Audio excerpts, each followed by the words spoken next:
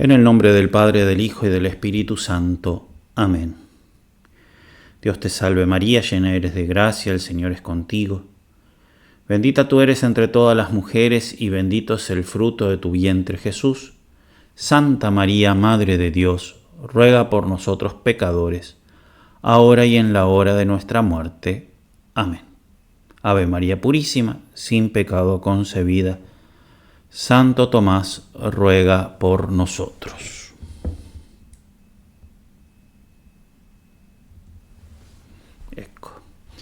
Bien, en este video vamos a ver el capítulo 6 y el capítulo 7 del libro Percepción y Pensamiento de Cornelio Fabro. Resumimos la doctrina, salvo que esté entre comillas, no son palabras textuales de Fabro. Bien, entonces el capítulo 6, la percepción del concreto material. Punto 1, abstracción y concreción en Aristóteles. Abstracción y concreción en Aristóteles. En el pensamiento contemporáneo está viva la preocupación por vincular el pensamiento abstracto con la percepción del concreto. Este problema fue encarado y en alguna manera resuelto por Aristóteles.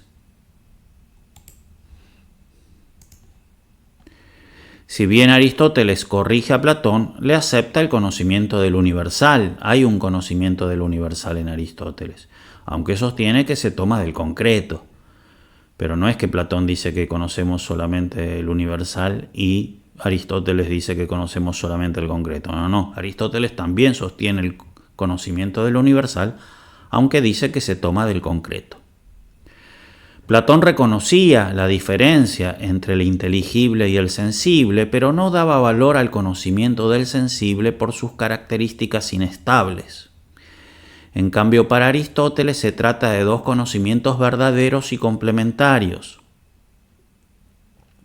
Para Aristóteles, la verdadera doctrina del conocimiento no debe sacrificar el conocimiento espontáneo, sino, como de alguna manera hacía Platón, sino que, por el contrario, todo el desarrollo del pensamiento debe fundarse en el conocimiento espontáneo, en el conocimiento del concreto, y mantenerse de alguna manera intrínseco a él, de modo tal de que el conocimiento de los universales de alguna manera está siempre vinculado con el conocimiento del concreto singular que tenemos delante.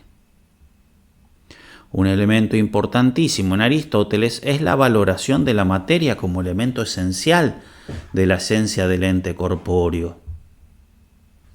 La esencia no es solo la forma como en Platón. Por tanto, el conocimiento sensible juega un rol esencial en el conocimiento de la esencia de las cosas.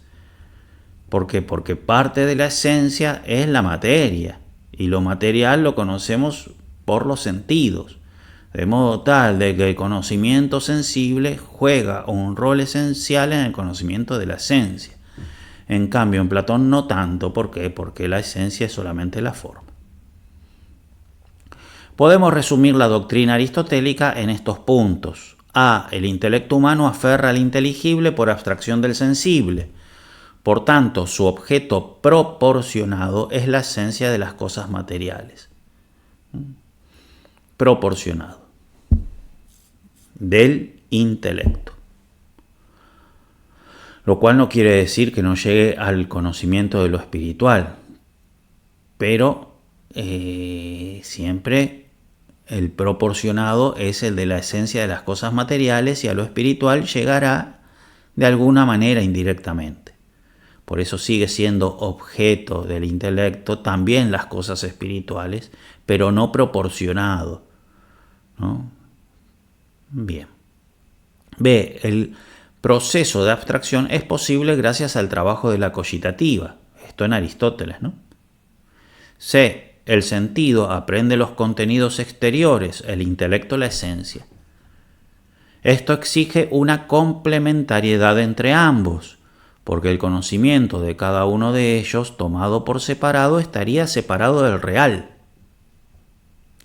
¿no? O sea, un conocimiento, si el intelecto no no tiene ninguna vinculación con el sensible y conoce simplemente un universal, ese universal no está, es inventado, no está tomado de la realidad y no hace referencia a la realidad. Al mismo tiempo, si el conocimiento sensible está totalmente separado del intelectual, no llega al conocimiento propiamente, ¿no? Porque conoce cosas totalmente superficiales. Por tanto, debe haber una integración de ambos conocimientos, integración que compete a una facultad unificante, que evidentemente tiene que ser la inteligencia. Eso ya en Aristóteles. Punto 2. La percepción intelectiva de lo singular. El título, percepción intelectiva del singular. No estamos hablando del conocimiento sensible del singular, sino de la percepción intelectiva del singular. Punto A. La aporía aristotélica. Santo Tomás está sustancialmente de acuerdo con Aristóteles de que el sentido conoce el singular y el intelecto el universal. Sí, pero recuerden que el título es intelecto singular. ¿No? Entonces, sustancialmente de acuerdo que el sentido el singular y el intelecto el universal. El problema que se plantea es si el intelecto puede tener también un conocimiento del singular. Este problema se lo plantea el mismo Aristóteles en el libro 3 del De Anima. Lo de Aristóteles no es claro, pero la mayoría de los comentadores de Aristóteles sostiene que ya para Aristóteles en el intelecto llega a un cierto conocimiento del singular, pero indudablemente de un modo distinto a cómo conoce el universal. Esta doctrina, que en Aristóteles es incierta, en Santo Tomás es explícita y recontra súper explícita, ¿no? Entonces es súper explícito cómo Santo Tomás afirma un conocimiento intelectual del singular, ¿no? El punto es cómo, ¿no? Y eso es lo que tenemos que explicar en este capítulo. Eso es lo que tenemos que explicar en este capítulo, que recuerde que el capítulo se llama la percepción del concreto material, ¿no? Bien. Para Santo Tomás, un segundito que quito este amarillito. Ecco. Para Santo Tomás, el intelecto humano conoce directamente solo el universal. Decimos directamente en cuanto que se une directamente al universal, aunque en el proceso se requiera la actuación previa del sentido, ¿no? Entonces no es que primero el sentido tiene que conocer el singular, tiene que actuarse de alguna manera, y después el intelecto conoce el universal. Pero este después no quiere decir que el intelecto se una al universal a través del sentido. No, se une el intelecto directamente al universal, no a través del sentido, aunque necesita para hacer eso que el sentido previamente se actúe. El sentido, en cambio, tiene un contacto directo con el singular, ¿no? Bien, B. Aprehensión directa de lo concreto. Aprehensión indirecta de lo concreto. El tema está tratado explícitamente en la Suma Teológica Prima Pars, cuestión 86, artículo 1. En ese artículo, Santo Tomás dice que el intelecto tiene un cierto conocimiento del singular concreto por la continuación que el intelecto tiene con el fantasma de la cogitativa. Y acá sí, entre comillas, nuestro entendimiento no puede conocer primaria y directamente lo singular de las cosas materiales. Es entre comillas si estamos citando Santo Tomás. la 86.1. Nuestro entendimiento no puede conocer primaria y directamente lo singular de las cosas materiales. Indirectamente y como por cierta reflexión, puede el entendimiento conocer lo singular, porque como se dijo en 84.7, incluso después de haber abstraído las especies inteligibles, no puede entender en acto por ellas, a no ser volviendo a las representaciones imaginarias en las que entiende las especies inteligibles, como se dice en el tercer libro de Ánima, ¿no? Entonces recuerden, el 84.7, yo tengo una manzana delante, abstraigo manzana, ¿no? Tengo una manzana delante, formo el fantasmita de manzana, lo ilumino con mi intelecto agente y abstraigo la esencia manzana en mi intelecto posible. Perfecto. Muy bien. Ahora ya no tengo la manzana delante y mi intelecto piensa de nuevo la esencia manzana. Bueno, para pensar la esencia manzana, dice Santo Tomás en 84.7 que necesito volver a generar el fantasma manzana, por más que la manzana no esté presente ahora. Pero de alguna manera necesito volver a pensar, a generar ese fantasma con la ayuda de la imaginación, la memoria y todo, ¿no? Y la cogitativa, ¿no? ¿Por qué? Porque no puedo pensar una esencia sin generar un fantasma en el cual esa esencia se apoye, dice Santo Tomás en 84.7. No vamos a repetir ahora la doctrina de 84.7, porque por razones de tiempo, ¿no? Pero eso. Entonces, para volver a pensar un universal, necesito generar nuevamente el fantasma. Perfecto, y ahora está usando eso para demostrar que el intelecto puede conocer indirectamente y como por cierta reflexión el singular.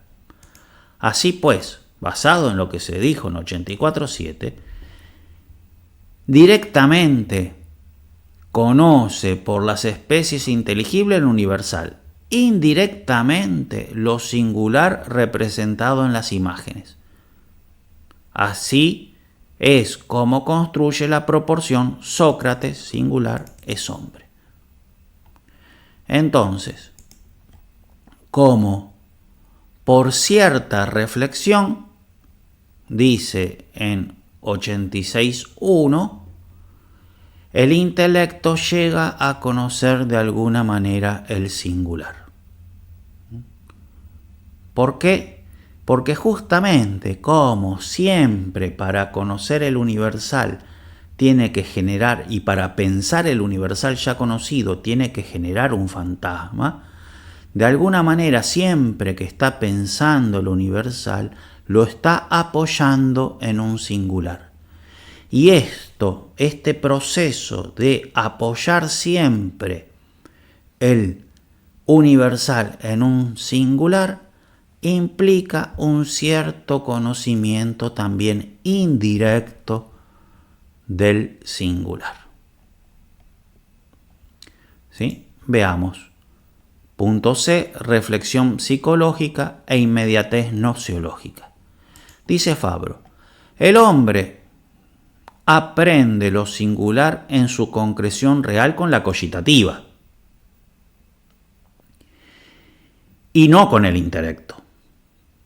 Entonces, el singular en su concreción real lo aprende con la cogitativa, sensibilidad, no con el intelecto. El intelecto, volvemos a insistir, lo que conoce directamente es el universal. Entonces, el hombre aprende lo singular en su concreción real con la cogitativa y no con el intelecto, que es propiamente la facultad universalizadora de los contenidos concretos descubiertos por la cogitativa. Sin embargo, el mismo intelecto llega a tener un cierto conocimiento del singular por esta continuación con los fantasmas. Este conocimiento que el intelecto tiene del singular no es por analogía, como conoce a Dios, ¿sí? A Dios sí lo conoce por cierta analogía, ¿no? Entonces yo puedo de alguna manera, razonando por analogía, llegar al conocimiento de Dios. Acá no se trata de un razonamiento por el cual digo, conozco este singular, conozco este universal, y entonces evidentemente este universal lo saqué de un singular, y entonces por razonamiento conozco también el singular. No se trata de eso, sino que en el momento perceptivo, por apoyarse el intelecto en el fantasma, conoce perceptivamente, sin un razonamiento, el singular, aunque no de modo directo como el universal, sino indirectamente por cierta reflexión. Por cierta reflexión no es una reflexión razonada, sino por cierta continuidad con el fantasma, ¿no? Este conocimiento que el intelecto tiene del singular no es por analogía, como conoce a Dios. No llega a este conocimiento del singular por una argumentación razonada, como es el caso del conocimiento de Dios. Es verdad que razonando puede llegar a conocimientos del singular, pero acá se está hablando de un conocimiento previo, inmediato, en la continuación con el fantasma de la cogitativa. No en un juicio posterior razonando. Dice Fabro, si incluso lo singular, que para nosotros es antes que cualquier otra cosa, estuviera mediado nociológicamente, ¿dónde iríamos a parar? Es decir, si al singular llego por razonamiento, ¿en qué se apoya ese razonamiento? ¿Sí? Como si yo tengo universales, ¿no? Supongamos que yo tengo universales y solamente universales. ¿Cómo llego razonando a conocer el singular? Indudablemente, si yo puedo razonar sobre el singular y aplicarle al singular conceptos universales, ¿sí? Por ejemplo, llego a un conocimiento de Pedro, aplicándole a Pedro juicios universales. Pedro es bueno, Pedro es trabajador, Pedro es fiel, ¿no? Y le aplico muchos juicios a Pedro, ¿no? Pero ¿en qué? Para aplicarle juicios a Pedro, tengo que tener un conocimiento de Pedro, intelectual, porque los juicios se lo aplica al intelecto, ¿no? Cuando el intelecto dice que Pedro es bueno, Pedro está en el intelecto y bueno está en el intelecto. No es que Pedro esté en la cogitativa, bueno en el intelecto, y el intelecto puede decir Pedro es bueno porque le pide prestado Pedro a la cogitativa. No. Pedro y la cogitativa, Pedro y bueno están los dos en el intelecto, ¿no? Entonces, ¿cómo le puedo aplicar bueno? ¿Cómo le puedo aplicar trabajador? ¿Cómo le puedo aplicar todo lo que yo le puedo aplicar si no tengo de Pedro un conocimiento previo a los juicios? Entonces, es verdad que gracias a la cogitativa, con la cogitativa hay un cierto conocimiento del singular, que la cogitativa genera el fantasma, todo de acuerdo, y que el intelecto abstrae los universales de ese fantasma. Pero de alguna manera, por el apoyo, ¿cómo se apoya el intelecto? ¿Cómo los abstrae? ¿Sí? Está el fantasmita y el intelecto abstrae los universales de ese fantasma. Abstrae los universales de ese fantasma porque de alguna manera los toca, ¿no? Entonces, así como el alma es espiritual, pero está presente en el cuerpo que es material y de alguna manera lo toca y le da vida, así el intelecto de alguna manera está presente en ese fantasma del cual abstrae el universal, y por esa presencia que de alguna manera tiene de ese fantasma, el mismo intelecto, no la cogitativa, el mismo intelecto tiene un cierto conocimiento, no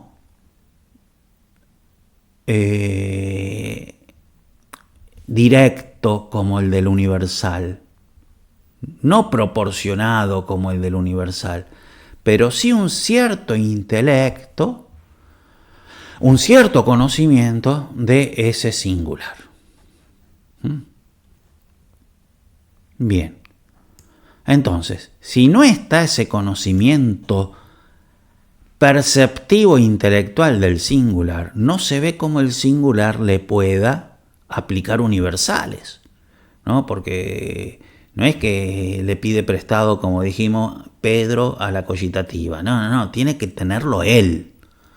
¿Sí? Cuando el intelecto hace un juicio, es porque todos los términos están ya en el intelecto. Entonces, cuando aplica un universal al singular, es porque de alguna manera el singular está siendo conocido por el intelecto y por eso le puede aplicar un universal, ¿no?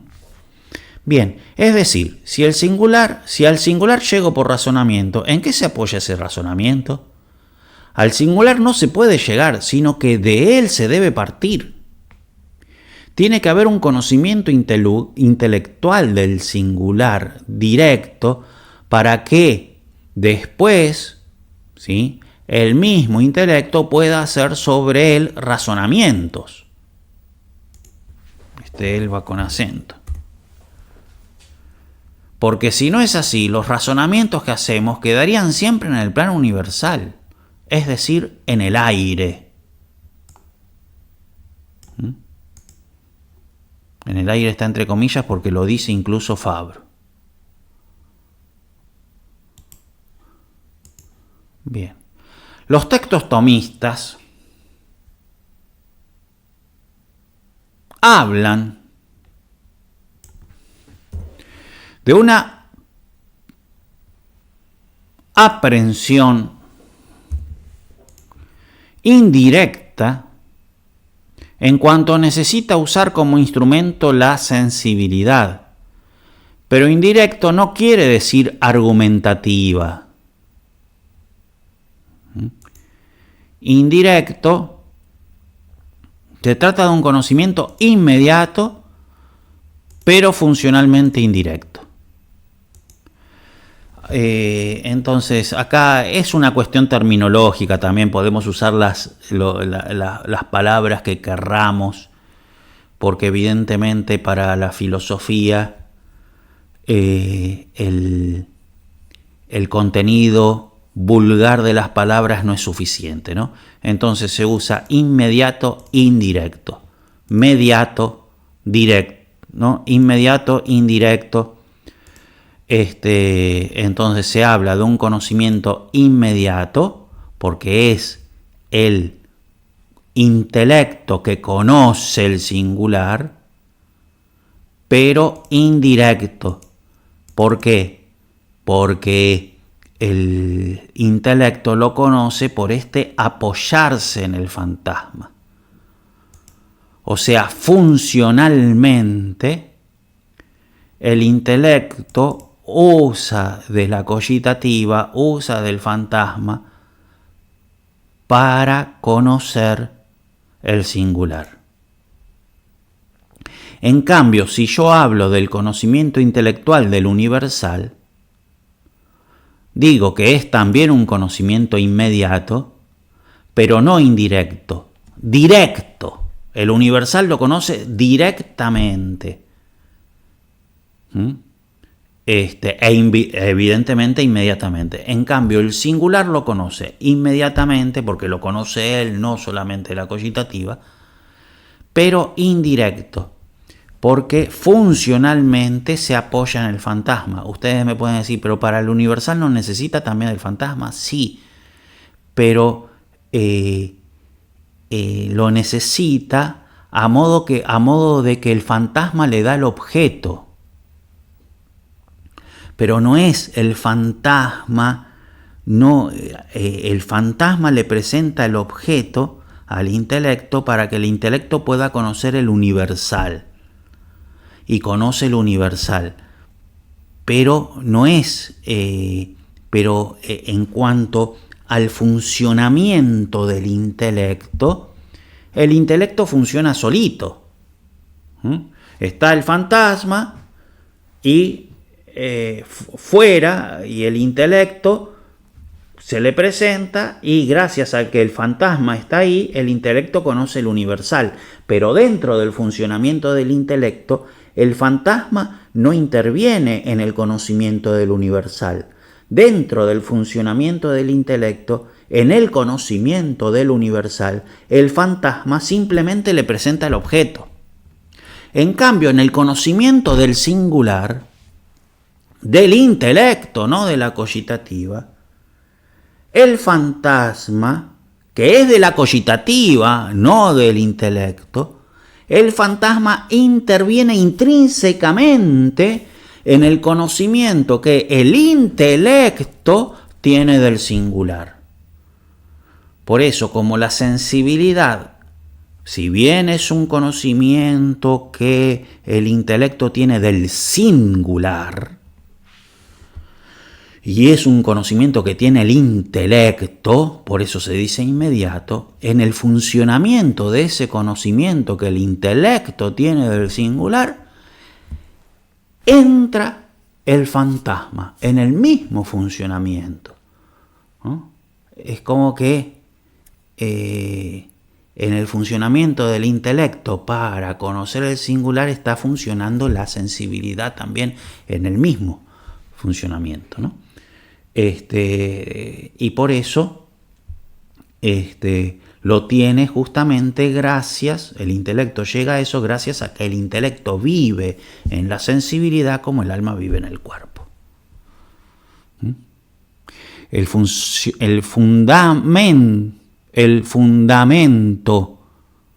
de este conocimiento inmediato porque es del intelecto, aunque indirecto, porque es con la ayuda intrínseca y constitutiva del fantasma, el fundamento de este conocimiento inmediato, aunque indirecto, que el intelecto tiene del singular, se basa en la presencia que el intelecto tiene en la cogitativa.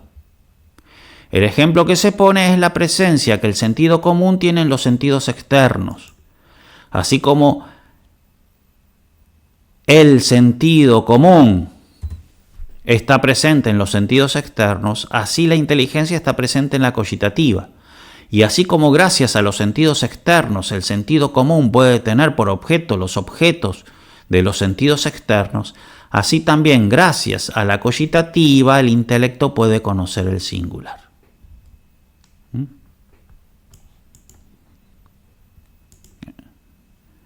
Entonces el intelecto necesita de la sensibilidad, sea para conocer el singular, sea para conocer el universal.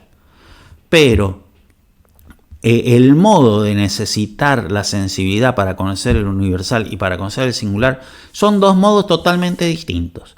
Para conocer el universal necesita de la sensibilidad a modo de presentación de objeto. Santo Tomás, en la cuestión 75, cuando habla de la espiritualidad y subsistencia del alma, que no necesita, puede conocer de suyo el universal, y por eso así opera de suyo, es de suyo, y por eso es subsistente, dice eso, ¿no? Que la sensibilidad sí, se lo presenta a modo de objeto, como el ojo necesita que la luz le presente objeto, pero no es que la luz esté intrínsecamente haciendo funcionar el ojo, no. La luz simplemente le presenta el objeto desde afuera. Así es como la sensibilidad le presenta el objeto en el conocimiento del universal, pero en el conocimiento del singular es como si la luz entrase en el ojo y lo ayudase a funcionar, estuviese en el funcionamiento intrínseco. Entonces, en el conocimiento del singular, la sensibilidad juega un rol constitutivo en el funcionamiento mismo.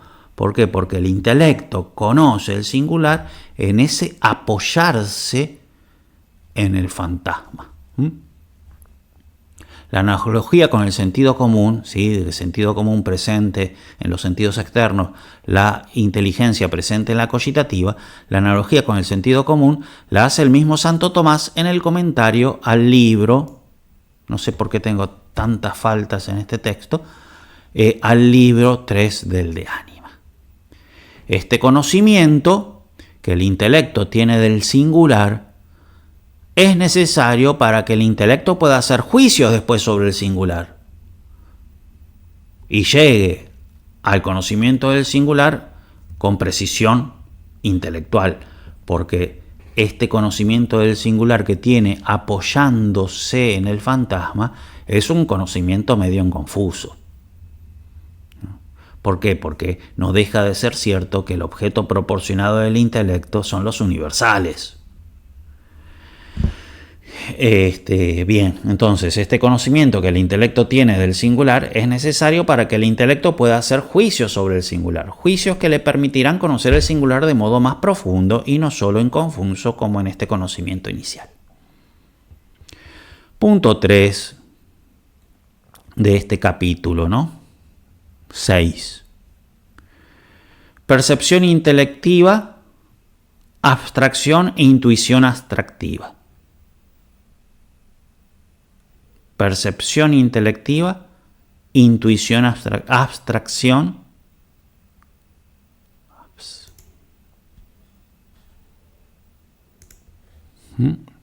Repito, percepción intelectiva, abstracción, corregí, e intuición abstractiva.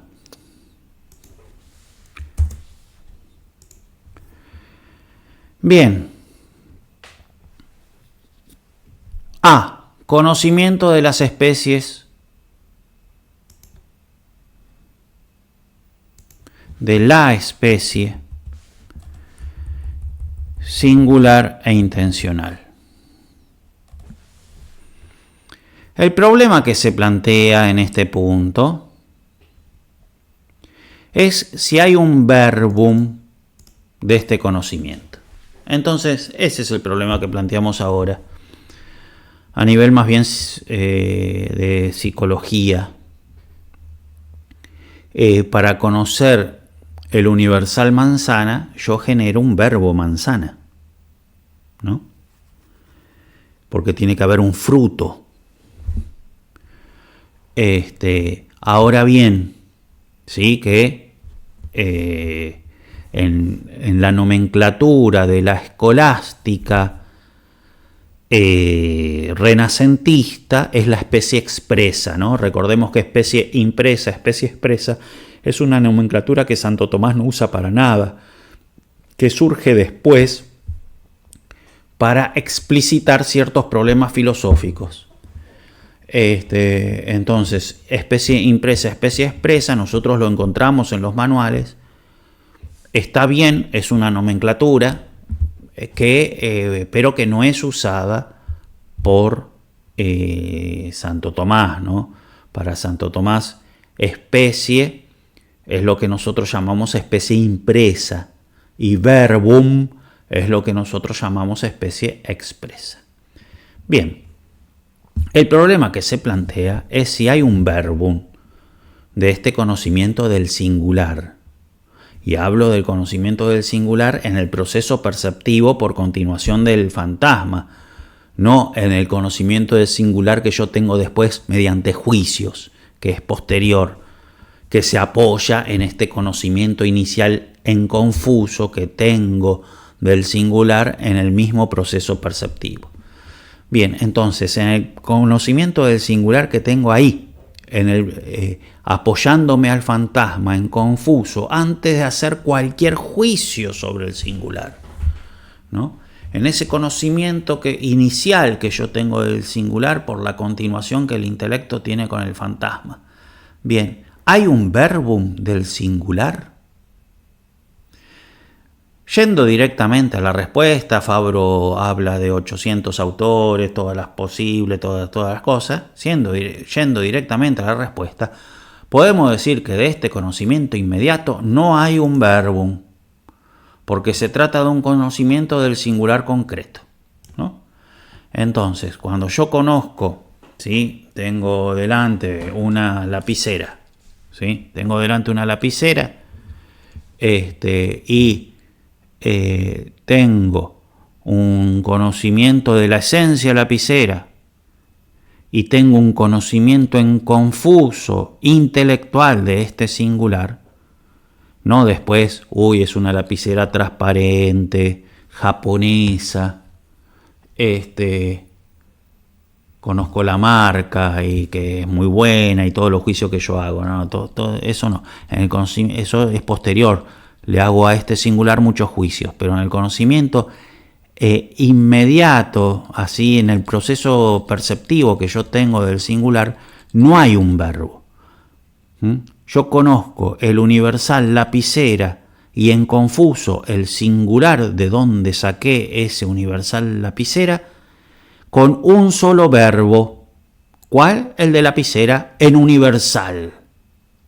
En universal.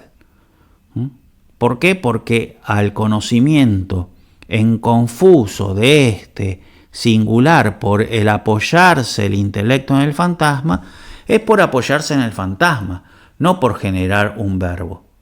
Porque los verbos se generan y son siempre universales, ¿no? Entonces, este conocimiento del singular en confuso no requiere un verbo y no puede tener un verbo, no hay un verbo. En cambio, sí se puede admitir un verbo del conocimiento que del singular tenemos argumentativamente.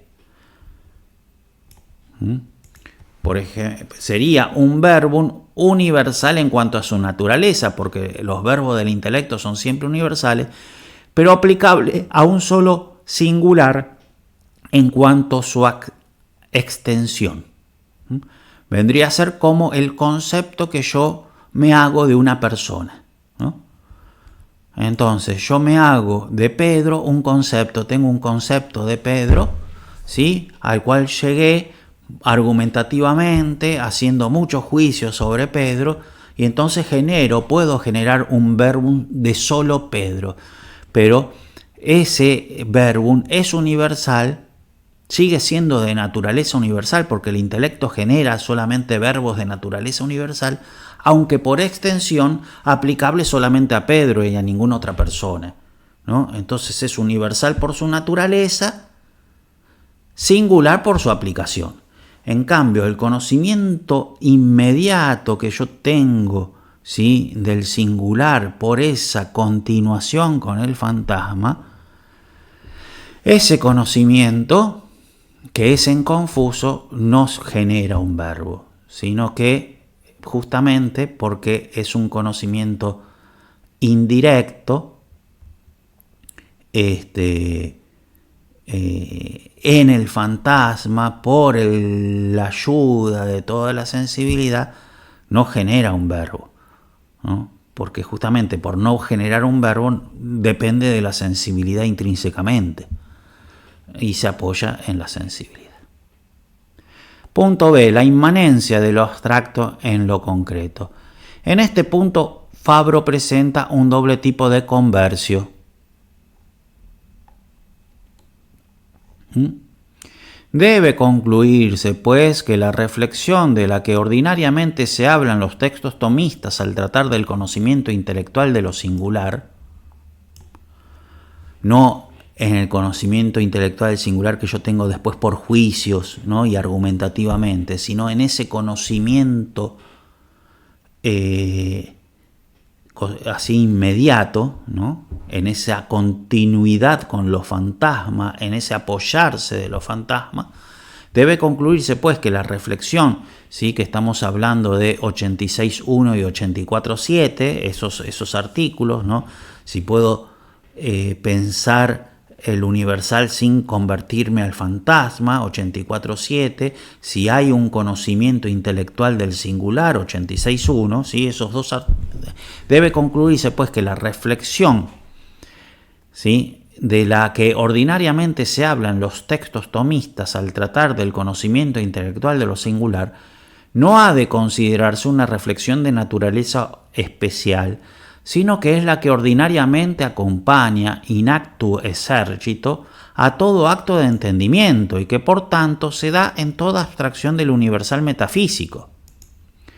En este conocimiento de lo singular, es este conocimiento de lo singular el que el entendimiento forma primero en el movimiento que va de la cosa al alma y que ha de distinguirse, como el mismo Santo Tomás señala expresamente, del que el entendimiento puede tener en el movimiento propiamente reflexivo, in actu signato, que va del alma a la cosa. ¿No? Entonces, este texto me parece súper importante, de la página 263. Entonces, ¿qué es lo que está diciendo Fabro? Yo tengo una manzana, abstraigo manzana, ¿sí? Y conozco el universal manzana. En esa misma abstracción, ¿sí? In actu exercito, conozco el singular. Entonces es en el mismo proceso de abstracción. Esa reflexión sobre el fantasma no es un reflexionar argumentativo, es un apoyarse, es una continuación. Por eso dice por cierta reflexión, no dice por reflexión, y por eso en muchos otros textos dice por conversio, ¿no? O por continuación, usa diversas palabras. La cuestión es que es en el mismo proceso de abstracción que yo conozco el universal y conozco el singular. No es que primero conozco el universal y después conozco el singular porque lo aplico. No, intelectualmente se tiene al mismo tiempo, porque es justamente por esta conversión, por este apoyarse, el conocimiento del universal y del singular en confuso. Después yo puedo hacer juicios sobre ese singular, porque ya lo conocí en el proceso de abstracción. Puedo hacer juicios posteriores sobre ese singular, volviendo al fantasma, sí, pero ya haciendo juicios sobre él, y entonces son reflexivos, es en actu signato, ya va del alma a la cosa y no de la cosa al alma, y ahí sí puedo generar el verbum del singular, aunque es de naturaleza universal, ¿no? No es del verbum del singular en el primer conocimiento de la conversión en actus exercito, sino que vendría a ser este verbum del singular que es de naturaleza universal pero de extensión singular, que se da gracias a los juicios, que es en la reflexión que viene después in actus signato. Resume en Fabro así la cuestión del verbum del singular. No hay verbum en la conversión en actu exercito. Se puede discutir si hay verbum en la conversión en actu signato.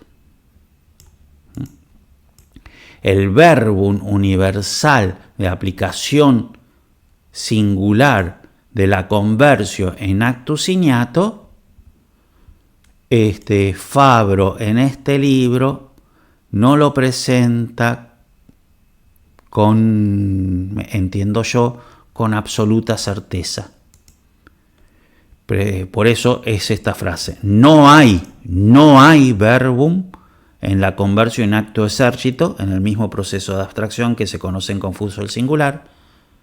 Se puede discutir si hay verbum en la conversión en actu signato, si hay un verbo de universal del singular, de extensión singular de naturaleza universal. Eso se puede discutir, dice Fabro, no lo presenta como una doctrina super segura. Para mí sí es recontra super seguro. Yo estoy totalmente convencido. Bien.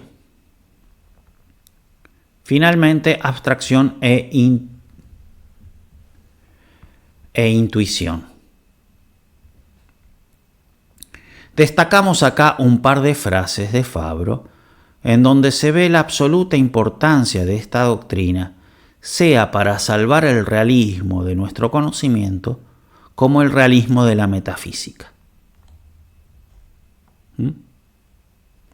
Y dice así: en una posición que defiende el completo aislamiento del intelecto respecto del sentido, uno no sabe por qué la metafísica debería tener más sustancia que las fantasías tumultuosas de un frenético. Y otra frase, también en la página 266, la metafísica tomista es realista porque el intelecto asciende a sus objetos por continuación natural con el sentido. Solo a través de la conversión ad phantasmata, el intelecto, al estar unido al sentido, llega a participar de su mirada intuitiva. Entonces, en concreto, son dos frases que podemos reflexionar, pero en concreto, esta doctrina del conocimiento intelectual del singular previo a cualquier juicio sobre el singular, que se da por la continuidad del intelecto con la sensibilidad, porque el intelecto vive en la sensibilidad, es absolutamente importante para sostener un realismo, porque si no vinculamos así el intelecto con la sensibilidad y pensamos el intelecto y la sensibilidad como dos personitas que cada uno conoce algo distinto, están separados para siempre. Y el intelecto no puede llegar nunca al conocimiento de la realidad, sino que imagina cosas que se imagina, y la metafísica nunca puede ser realista, sino que es fantasía tumultuosa de un frenético.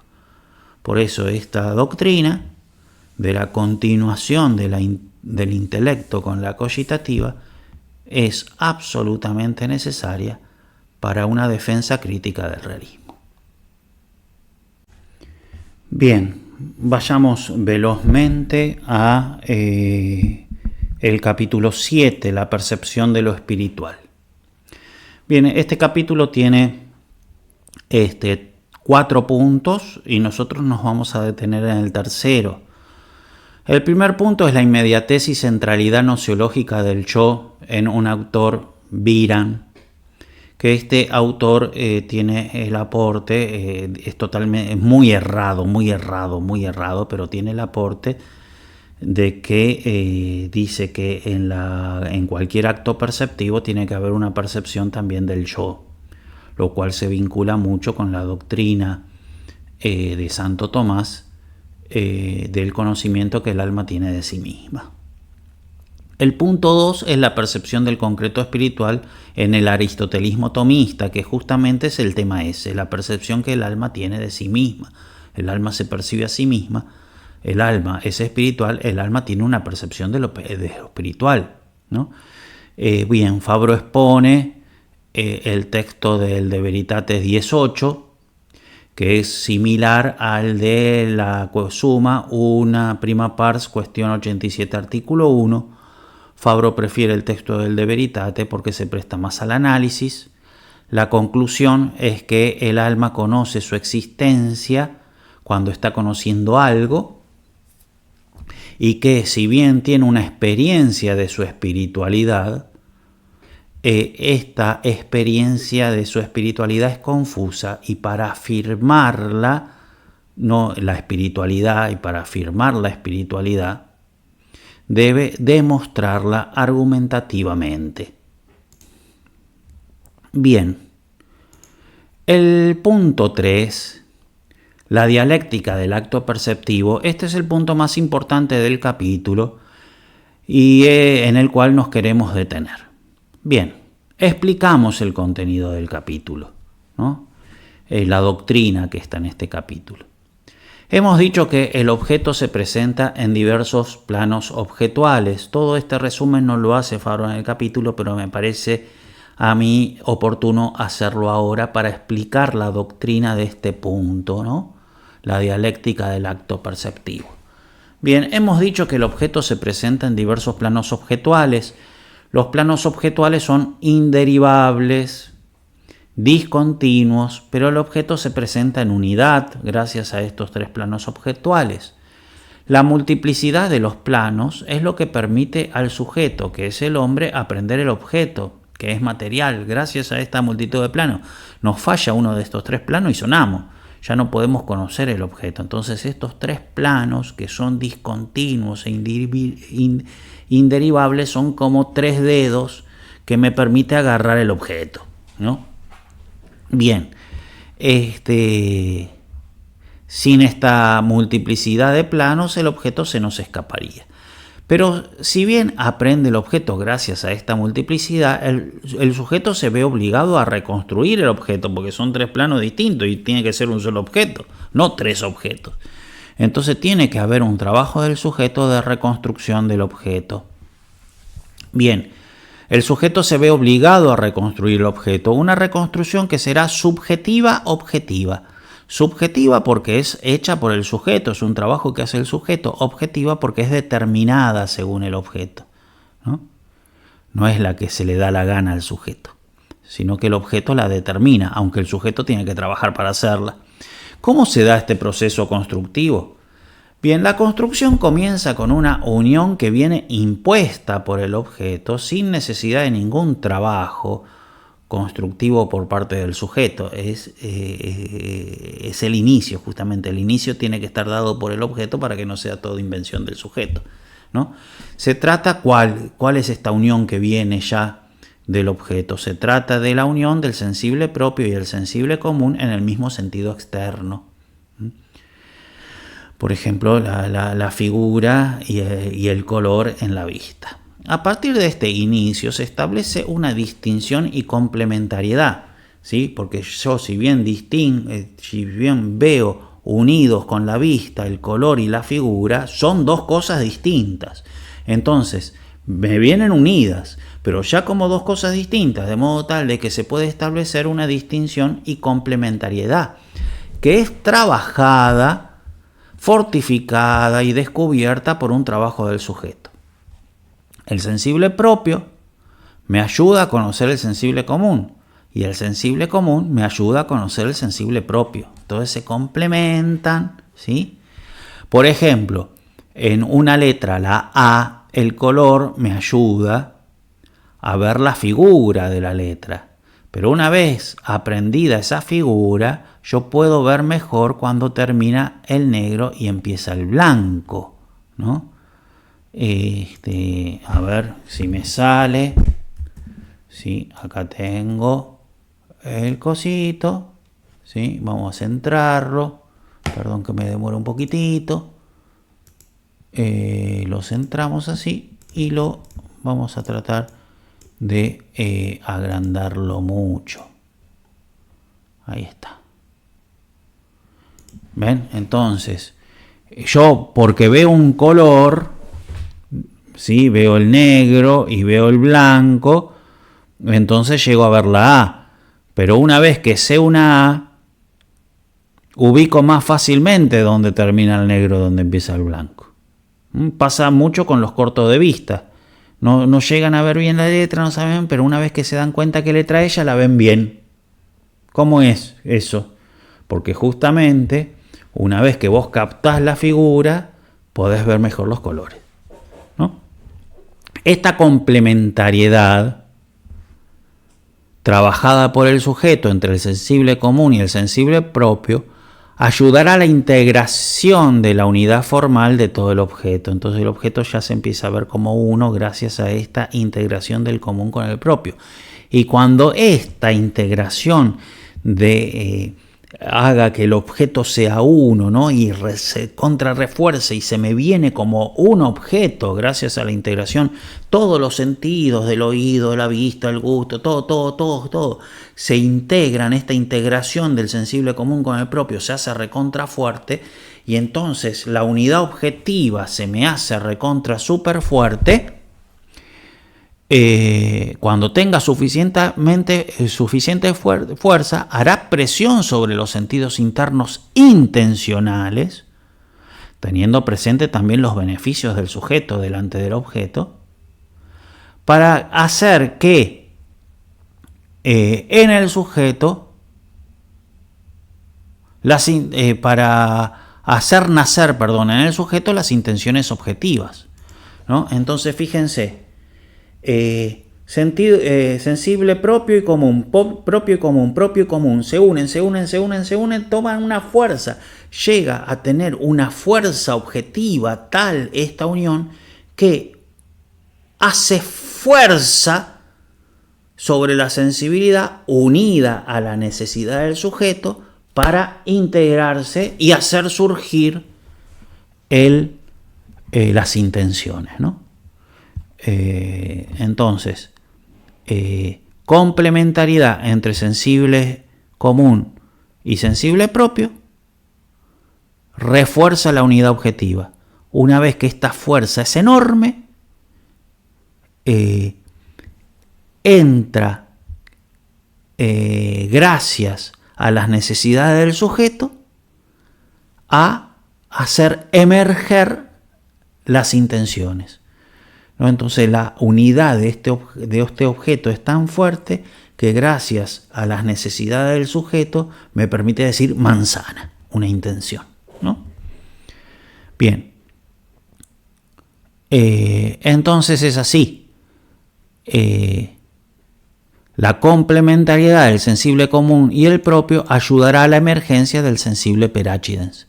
Surgido ya el sensible per accidens, ¿sí? No es simplemente la complementariedad del común con el propio, es la complementariedad del común con el propio que hace fuerza, sumada a las necesidades del sujeto, hace surgir el sensible per accidens.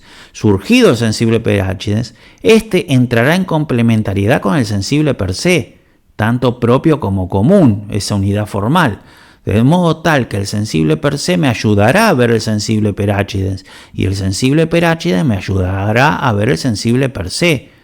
Así, por ejemplo, cuando yo veo la figura mamá y la figura me evoca un significado, descubierto el significado, descubro más fácilmente la figura. Descubierta la figura, descubro mejor el color. Y así, mediante la complementariedad y emergencia, todos los planos, funciones y facultades se actúan en unidad. Entonces, ¿sí? El sensible común con el propio me hacen, que son sensibles per se, común con propio me hace emerger el sensible per accidens. Una vez que emerge el sensible per accidens, entra en complementariedad el sensible per accidens con el sensible per se, ¿no? Y entonces así se van complementando todos y reforzando mutuamente. Gracias a la formación de esquemas perceptivos, esta unidad y complementariedad y emergencia, ¿sí? De sensibles propios y comunes, sensibles per se y per accidens, se actúa en una inmediatez nociológica. Gracias a los esquemas perceptivos es inmediato, aunque con un mediante funcional se dan todas estas funciones, ¿no? De complementariedad y emergencia, pero que genera esquemas perceptivos que hace que todo este proceso sea absolutamente inmediato en el momento de la percepción. La complementariedad entre el sensible per accidens y el per se constituyen el objeto de tal modo que, llegado el momento, se ejerce una presión o fuerza sobre el intelecto, provocando el despertar del mismo y la emergencia del inteligible, ¿no? Entonces, así como propio y común generaron la unidad formal que me hicieron emerger el sensible per accidens, así también sensible per se per accidens, per se per accidens, forman una unidad tal que, haciendo presión, me hacen emerger el inteligible, teniendo siempre en cuenta, evidente, el actuar del intelecto agente. El inteligible entra en complementariedad con el sensible, de modo tal que el sensible ayuda al inteligible y el inteligible al sensible, logrando la unidad del acto perceptivo.